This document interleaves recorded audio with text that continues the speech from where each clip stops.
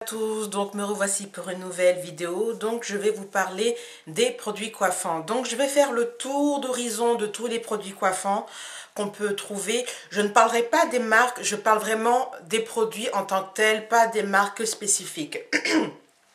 Donc pour moi, les produits coiffants, c'est la dernière touche après avoir effectué son soin et d'avoir nourri ses cheveux.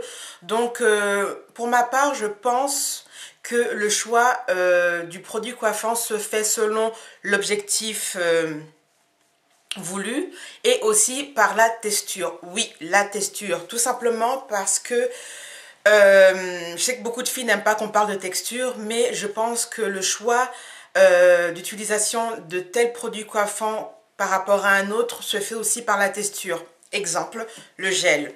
Une personne qui a les cheveux bouclés utilisera le gel pour avoir des boucles définies, tandis qu'une personne qui a des cheveux comme moi, c'est-à-dire crépus, elle utilisera plus le gel pour pouvoir faire tenir sa coiffure quand elle fait des tresses, des vanilles pour avoir un twist out ou un braids out défini. Par exemple, je ne peux pas faire de wash and go. Pour un cheveu crépus de type 4C, c'est wash and no go, généralement.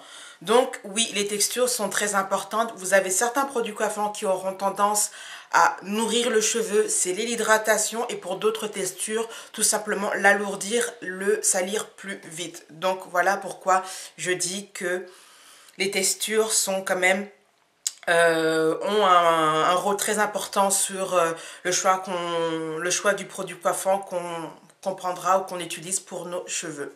Commencer par faire le tour d'horizon des produits coiffants. Donc je vais commencer par le gel. Alors le gel, quand je parle du gel, je parle aussi bien des gels industriels comme les gels faits maison tels que le gel de graines de lin ou sinon l'aloe vera qui est aussi, bon, pas vraiment un gel fait maison, mais on peut dire que plus ou moins c'est un gel fait maison quand on a la plante et qu'on a la possibilité d'en extraire le contenu qui est tout simplement le gel d'aloe vera. Les gels ont des avantages et des inconvénients. Le premier avantage du gel, c'est que ça donne une superbe définition. Il n'y a rien à dire, moi j'adore faire surtout mes twist out ou mes bells out, j'adore les faire avec le gel car ça donne une superbe définition. Le gel permet aussi d'avoir de l'hydratation. Oui, les gels hydratent, c'est tout simplement un produit hydratant, ça contient de l'eau. Donc c'est aussi un avantage. On va parler des désavantages du gel. Donc je trouve pour ma part que le gel parfois dessèche les cheveux.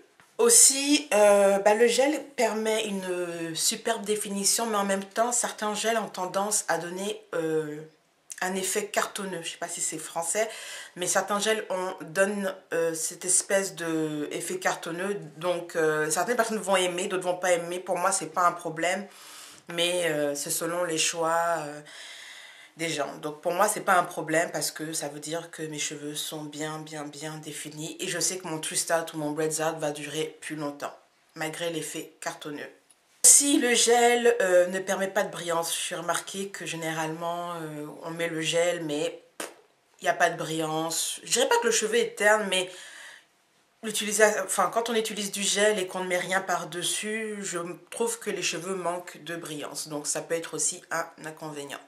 Et parfois, les gels ont la mauvaise tendance parfois de laisser des résidus. Ça dépend des gels, ça dépend des produits avec lesquels vous allez mélanger le gel. J'ai testé une méthode d'une youtubeuse pour connaître la compatibilité gel living ou gel moisturizer.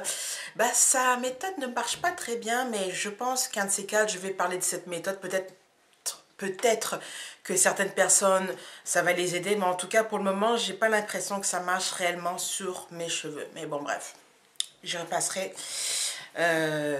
sur une vidéo ultérieure. Ensuite, nous avons les beurres végétaux, c'est-à-dire le beurre d'avocat, le beurre de mangue et le beurre le plus connu est le beurre de karité. Donc, les beurres aussi donne en avantage une superbe définition. Je trouve quand même que ça définit pas mal moins que le gel, mais ça donne quand même une très bonne définition.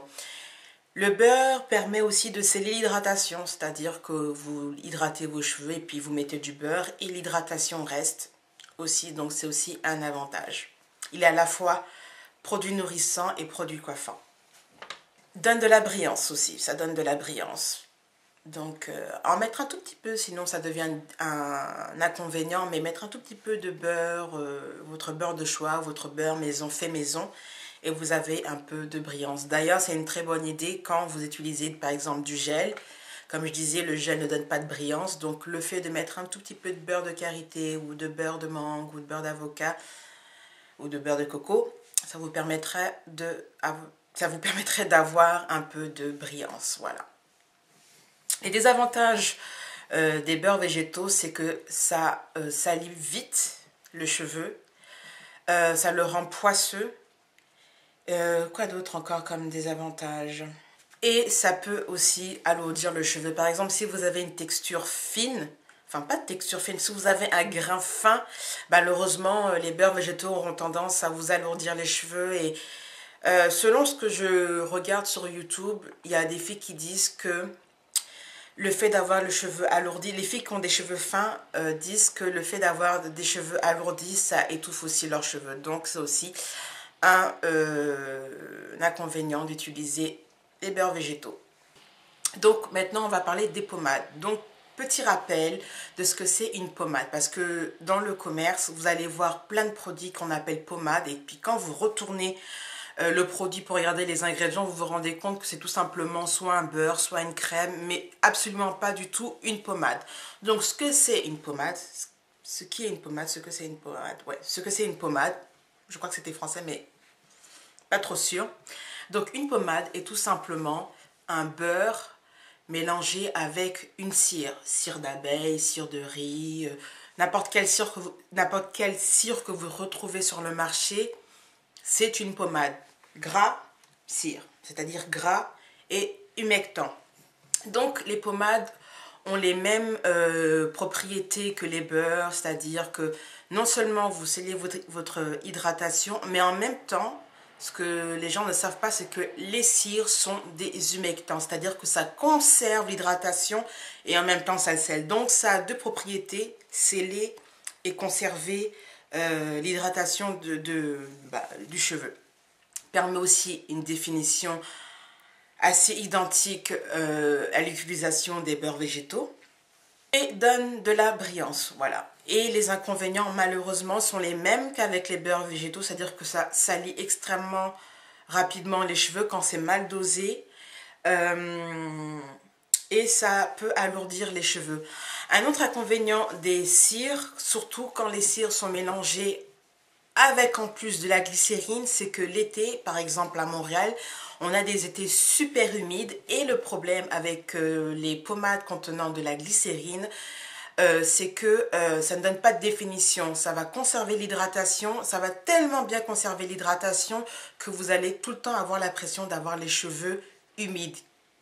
Tout le temps, tout le temps, tout le temps, parce que non seulement dans l'été, si vous avez un été humide et chaud, vous avez l'humidité, donc ça donne de l'hydratation. Vos cheveux sont mouillés, donc ça donne de l'hydratation. Enfin, ça conserve l'hydratation. Et en plus de ça, vous transpirez, donc vos cheveux n'ont jamais le temps de sécher. Enfin, quand je dis jamais le temps, prennent plus de temps à sécher. Et puis quand vous faites des braids out, twist out avec des pommades contenant de la glycérine, et ben votre définition n'est pas au rendez-vous parce que vous avez tout simplement les cheveux qui sont encore humides.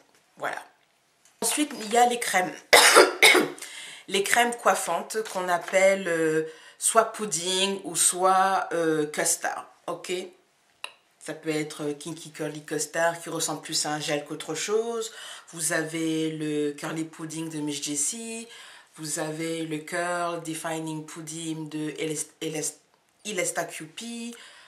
Bref, vous avez des multitudes de puddings, de custard. Il y a même le Eco Styler Custard que j'ai jamais testé, que je testerai le jour où j'en aurai envie. Donc, ce sont des crèmes. Donc, les avantages de ce genre de produit, c'est que c'est à la fois hydratant et nourrissant. Et ça donne, selon le produit, une définition plus ou moins accentuée ou pas. Tout dépend du produit et bien sûr tout dépend comment vos cheveux vont réagir face au produit. L'inconvénient des crèmes, pudding ou custard, ça peut laisser des résidus et parfois ça peut aussi assécher les cheveux. Comme les avantages, tout dépend du produit et comment votre chevelure va réagir face au produit. Donc voilà. Et la dernière catégorie de produits coiffants qu'on peut trouver sur le marché sont les fameux produits contenant des huiles minérales sous appellation de paraffine liquidium, mineral oil, isoparaffine, pétrolatum. Donc, ces produits, généralement, les naturels, les utilisent peu, voire pas du tout, mais il faut savoir que ces produits donnent aussi une très belle définition. Et ce sont des produits qui sont vraiment... ça peut être vos meilleurs amis l'été, parce que comme je disais, à Montréal, l'été il fait super humide et c'est très difficile pour moi d'avoir un twist out ou un braids out défini.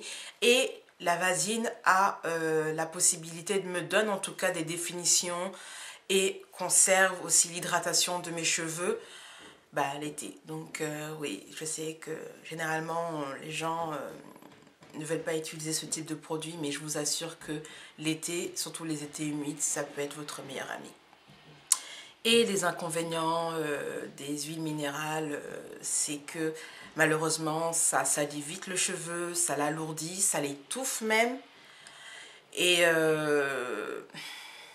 ça peut boucher les pores de votre cuir chevelu. Donc oui, d'une certaine manière, c'est pas le meilleur des produits, mais ça peut quand même aider quand vous avez envie d'avoir une définition l'été avec des post vanille ou post nat qu'on appelle braids and twist out. Voilà.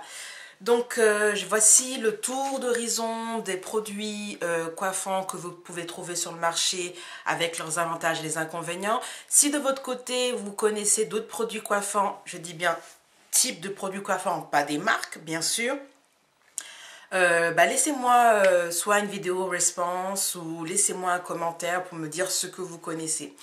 J'ai omis, je vais le dire, j'ai omis de parler des mousses. Oui, il y a les mousses qui peuvent vous aider à obtenir une définition. Mais le problème des mousses, c'est que je n'ai utilisé que 2 fois la mousse de Curl Unleashed, mais j'ai pas vraiment d'avantages et d'inconvénients là dans ma tête par rapport à ce produit là. Si vous de votre côté vous avez déjà utilisé la mousse pour je sais pas moi hors Bigoudi ou FlexiWords ou je sais pas, par exemple j'ai vu une youtubeuse utiliser la mousse pour faire des braids out ou twist out, ça peut être une idée. Moi personnellement je l'ai jamais fait et honnêtement j'ai jamais pensé à le faire.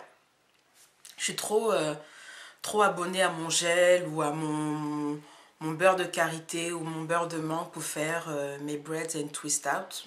Donc si vous avez déjà utilisé la mousse autrement que en mise en pli, laissez-moi aussi en commentaire de ce que vous pensez de la mousse coiffante en général. Donc voilà, sur ces petits mots, je vous souhaite une très bonne journée, je vous dis à très bientôt, bye bye.